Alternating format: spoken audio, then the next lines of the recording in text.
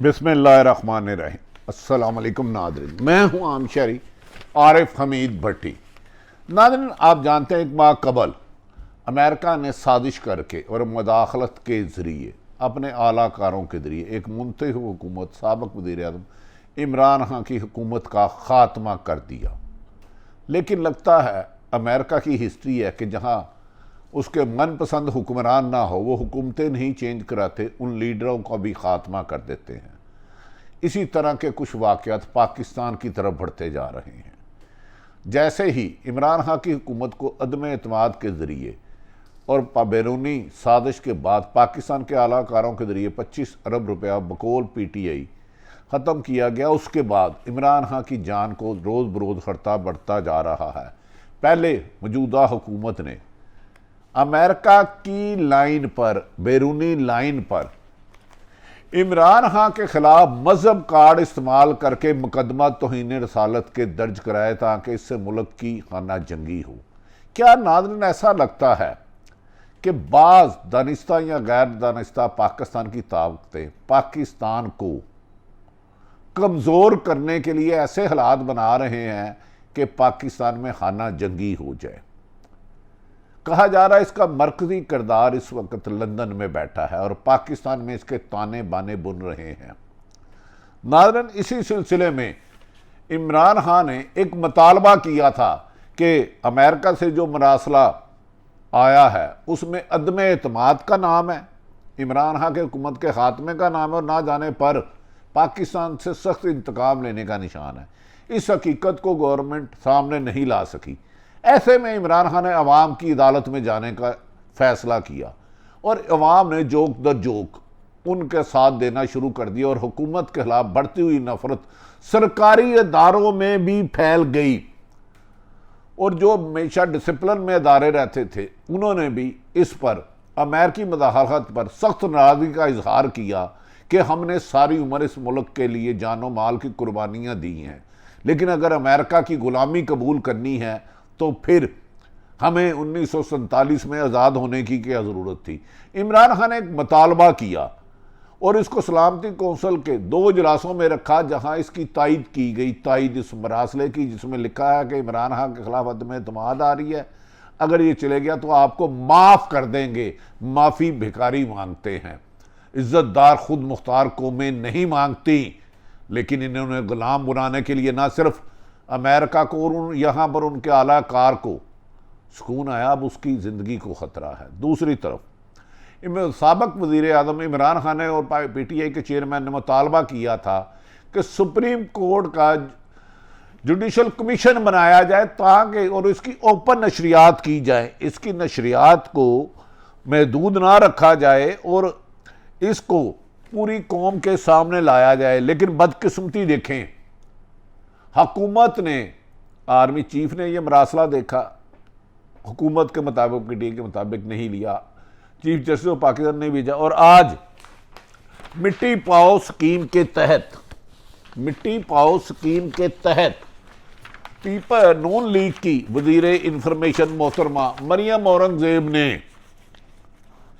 हकायक को जमीन बोझ करने के लिए एक प्रेस कॉन्फ्रेंस की और वफाकी वजीर इत्तलात मोहतरमा मरियम औरंगजेब का कहना था कि इमरान खान पर लगाए गए बैरूनी साजिश के इल्जाम पर इंक्वायरी कमीशन बनाएंगे। कैन यू इमेजिन के जिस मुल्क में 14 लोग मॉडल टाउन में शहीद हो गए, 100 लोगों को गोलियां लगी, एक आदमी भी आज मुल्ज़म नहीं है जेल में, एक सिंगल। उस मुल्क में अमेरिका की साजिश करने वाला डोनाल्ड डू के जरिए जो सलामती कौंसिल में 2 दफा इजलास हो, उसे कमीशन का कोई अफसर उसके हकायक क्या जानेगा? क्यों कौम को बेवकूफ़ बना रहे हो? अगर पाकिस्तान को ख़त्म कोई गैर मुल्की ताकतें करना चाहती हैं और उनके कुछ आलाकार है तो हम पे बम मार दो, हमें जीने का कोई हक नहीं। पाकिस्तानी कौम का ये गुनाह है कि उसने अपनी आप को बैरूनी ताकतों का गुलाम बनने से इनकार किया, तो इसकी सजा तो उस अमेरिका हमें दिलाएगा अपने आलाकारों के जरिए। मरियम औरंगजेब ने ये दावा किया है कि बैरूनी साजिशों पर कमीशन बनाया जाएगा। उनका कहना, प्रेस कॉन्फ्रेंस में उन्होंने कहा कि इंक्वायरी कमीशन गैर जानिबदार होगा और शफाफ तरीके से इन इल्जामात की आज़ादाना तहकीकात करेगा और कमीशन की जानिब से जो भी फैसला होगा इसके बाद लोग जिन्होंने मुल्क को छोटी सियासत के लिए इस्तेमाल किया इन्हें कानून के कटहरे में लाना होगा। और साजिश करने वाले, हुकूमत गिराने वाले, उनके सहूलतकार, अरबों रुपए लेने वालों के खिलाफ कहते हैं कोई कार्रवाई नहीं होगी। जिसने मरासले को जिक्र किया है, जिसको खुद मुदाखलत DGISPR ने कहा है, उनके खिलाफ कहते हैं वो इल्जाम लगाने वाले के खिलाफ होगा। जालिमों, इस मुल्क से मोहब्बत का क्या जुर्म है? इस मुल्क की आज़ादी चाहने का, इस मुल्क में कानून की हुक्मरानी लाने का, इस मुल्क में ताकतवर और एक कमज़ोर के लिए कानूनी लाने का ख्वाब देखने को भी आप गुनाह करार दे रहे हो, आप जुर्म करार दे रहे हो। कब तक हमारा खून पसीना चूसोगे? मैं किसी एक हुक्मरान को नहीं कह रहा, हर उस गुलाम को कह रहा हूं, वो सरकारी है, सियासी है या गैर सरकारी है, जो बैरूनी ताकतों पर पाकिस्तान की हुकूमतों को उल्टाते हैं, पाकिस्तान के मुहिब वतनों पर गोलियां चलवाते हैं, उनको धमकियां देते हैं, उनकी जिंदगी के खात्मे का दावा करते कोशिश करते हैं। इन सब मीर जाफरों को कह रहा हूं कि बाद आ जाओ। हमारा क्या है? एक बादशाह गुजर रहा था, उसने एक फकीर को सड़क के किनारे बैठे देखा और कहा, ओए तुम क्या कसम पुरसी की जिंदगी गुजार रहे हो? मैं वक्त का बादशाह हूं, ताकतवर हूं, बताओ तुम्हें क्या चाहिए? उस फकीर ने कहा, बादशाह सलामत, आगे से पीछे हट जाओ, अल्लाह की दी हुई सूरज की रोशनी तुम मेरी रोक रहे हो। तो लिहाजा फकीरों को डराने की ख्वाहिशें छोड़ दें, मुझे पता है आप जो जो कर रहे हो। मरियम औरंगजेब ने कहा कि इस इंक्वायरी कमीशन का ऐसा सर्वा मुकर्रर किया जाएगा जिस पर कोई उंगली नहीं उठाएगा। भाई, आप सानिया मॉडल टाउन की इंक्वायरी करके हकायक ला दें, हम आपके ताबेदार बन जाएंगे, हम उस पर कर लेंगे, क्योंकि उसमें 14 लोगों को शहीद किया गया है। इस मौके पर मरियम औरंगजेब ने कहा, साबिक वज़ीर-ए-आज़म अपनी अहलिया बुशरा बीबी के करीबी दोस्त फराह खान से मुतल्लिक बयान पर चेयरमैन PTI को शदीद तनकीद का निशाना बनाया। नाज़रीन, मेरे ख्याल में, और इस मौके पर उन्होंने कहा कि हमने दूसरी तरफ पाकिस्तान PTI के सरबराह इमरान खान, फवाद चौधरी और दीगर लीडर ने हुकूमत की तरफ से ये बेनाम जाली कमीशन को तस्लीम करने से इनकार कर दिया, मुस्तरद कर दिया। उन्होंने कहा सिर्फ और सिर्फ उस कमीशन को माना जाएगा जो सुप्रीम कोर्ट की जज साहिबान की सरबराही में बनेगा और इसकी नशरियात रोज़ाना नशर की जाएगी ताकि लोगों को बेरूपियों की पहचान हो सके, ऐसे जालिमों को सजा दी जा सके। उन्होंने कहा हम इस कमीशन को नहीं मानते, वरना ये हुकूमत ने ताकत के जरिए हमें जो रोकने की कोशिश की है। इमरान खान ने 10 जलसों का ऐलान किया है और जलसों में कहा जा रहा है इमरान खान की ज़िंदगी को ख़तरा, और इस महीने के एंड पर वो लॉन्ग मार्च की कॉल देंगे। उसके बाद हुकूमत कन्फ्यूज़ होकर इल्ज़ामात की सियासत पर उतर आई है। मैं हैरान हूँ कि पूरी हुकूमत, 4.25 साल इमरान खान की हुकूमत रही है और शहबाज शरीफ हुकूमत, पीपल्स पार्टी आसफ अली दूसरी हुकूमत के पास सिर्फ और सिर्फ एक फराह खान की करप्शन के इल्ज़ाम सामने आए हैं। इसके अलावा एक किसी सियासतदान का आया नहीं। क्या इमरान खान ने करप्शन की? क्या उनके लीडरों ने की? वो लाओ। मैं इमरान खान से भी गुजारिश करूँगा, खुदा के वास्ते फराह को डिफेंड ना करें। उन पर मुबैना तौर पर करप्शन के इल्ज़ाम ठीक है और बहुत सारी एविडेंस है, लेकिन ये PTI का हक है। मेरी इत्तला के मुताबिक इमरान खान को ये मशवरा भी दिया गया कि आप फराह खान को डिफेंड ना करें। उनके साथ एक उनकी बहन शीरा भी है, उन पर भी बहुत ज़्यादा संगीन इल्ज़ामात हैं।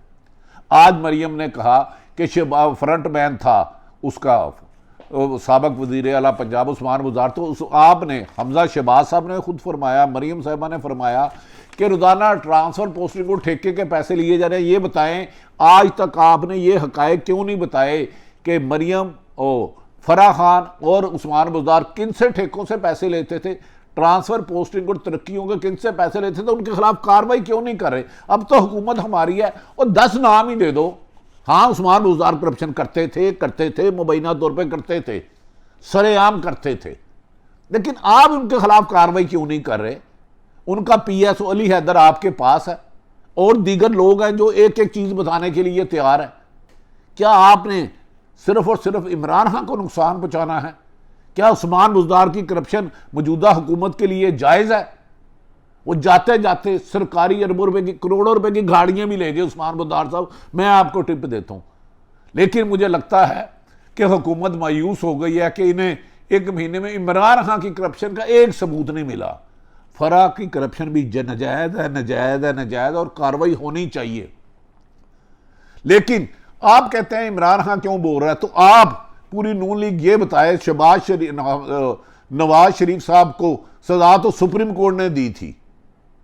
JIT में पाक फौज के ISI, MI, IB और दीगर अदारे महकमे FBR के सारे अफसर थे, तो फिर आप नवाज शरीफ को क्यों डिफेंड कर रहे हैं अगर उन्होंने उन्हें गिल्टी करार दिया, कसूरवार करार दिया? क्या आप हुकूमत में कत्लो गारत कराना चाहते हो? आज साबिक मौजूदा वजीर दाखिला मोहतरम रौनाना सलाउल्लाह कहते हैं हुकूमत ने फराह को वापस लाने की तैयारी कर ली है।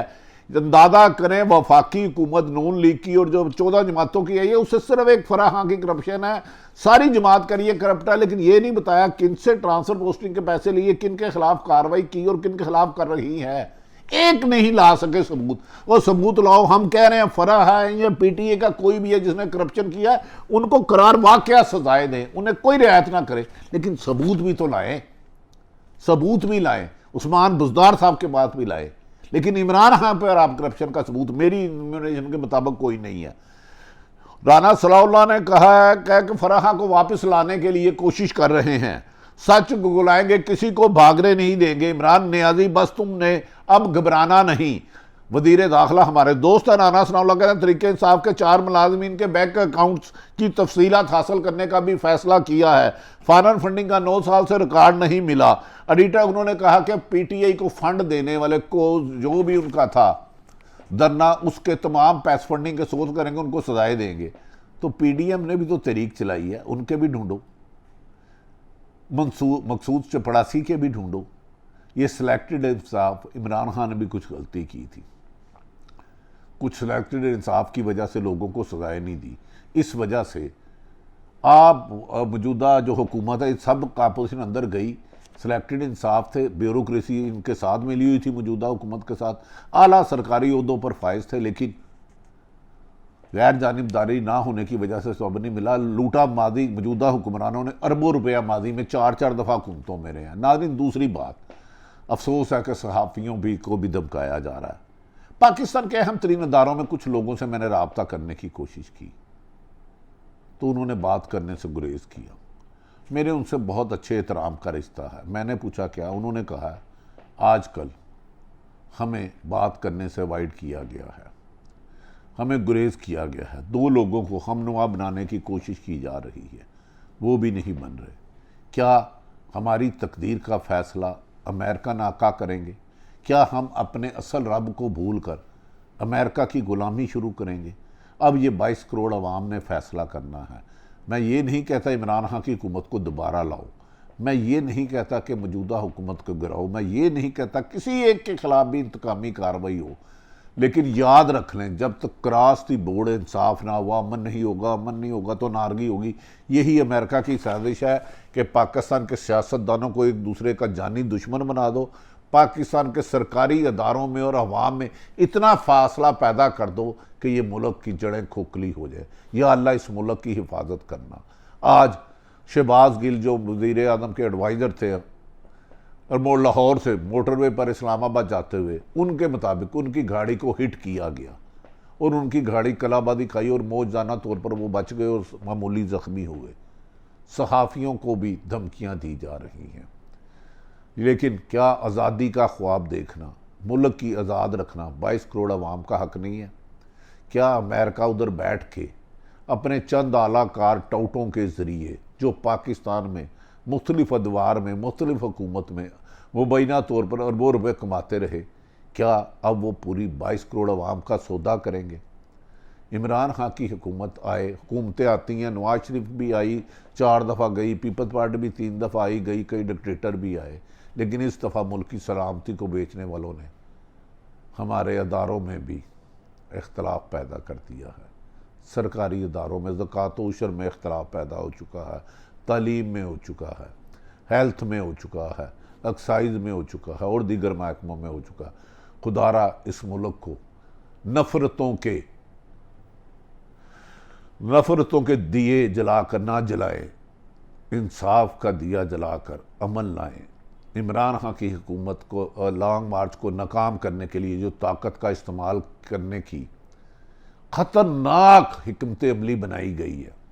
एक तरफ तो फरा की गिरफ्तारी के लिए आप कह रहे हैं कमीशन बनाया जाएगा, दूसरी तरफ नवाज शरीफ, मरीम नवाज और दीगर पीपल्स पार्टी के कायदीन को बेगुनाह करने के लिए कागजात गायब किए जा रहे हैं, रिकॉर्ड में रद्दो बदल किया जा रहा है।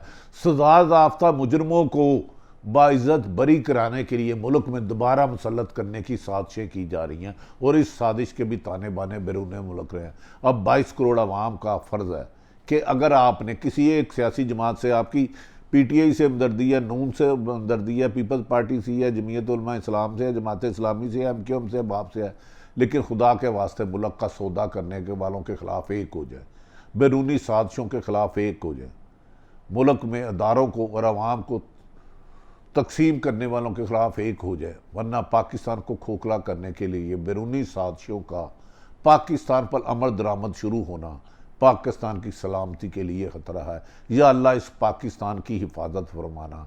ये रमज़ानुल मुबारक के मुक़द्दस महीने में तेरे नाम से बना है, इसे हर शर से, बुराई से बचाना और हम सब कौम को पाकिस्तान की बेहतरी के लिए अमली इक़दाम करने की देना और जो अवाम से झूठ बोलते हैं उनके मुँह काले करना, जो गैर मुल्की ताकतों को आलाकार है उनको बेनकाब करना, उनको रुसवा करना, जो मुल्क से मोहब्बत करते हैं, अवाम से मोहब्बत करते हैं, रिज़्क़ हलाल खाते हैं, सच बोलते हैं, उनकी हिफाजत करना। बहरहाल मुल्क की सलामती को बैरूनी ताकतों के ज़रिए ख़तरे में डाल दिया गया है। अल्लाह ताला पाकिस्तान का हामी और नासर हो। पाकिस्तान जिंदाबाद।